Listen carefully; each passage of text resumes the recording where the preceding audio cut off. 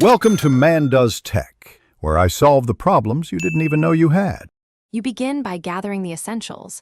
Have the baby's exact name, date, and place of birth, plus both parents' full names ready. Next, scan government ID and address proofs. These verify identity and residence, which the system checks automatically. Once done, make clear, legible PDF or JPEG files. The portal accepts common formats and smaller sizes speed uploads. Make sure to note the hospital name and registration number if present, because that detail reduces manual verification. You now go to the Maharashtra e-governance birth registration section and authenticate with Aadhaar or mobile OTP so your identity links correctly.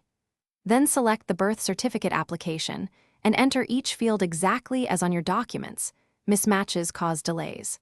Upload the scanned ID and birth evidence and use the preview to check spellings, dates, and parent names. Once satisfied, submit and note the reference number. This tracks the application and lets you check status without re-uploading anything. You complete payment online if required, then save both the receipt and the application reference number for follow-up. After submission, monitor the portal status.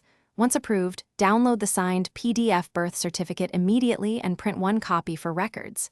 If you see a rejection or query, read the feedback carefully. Usually it points to a typo or missing document.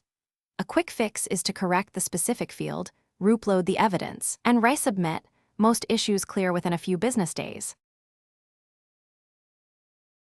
Thanks for watching. If you found this helpful, don't forget to like and subscribe.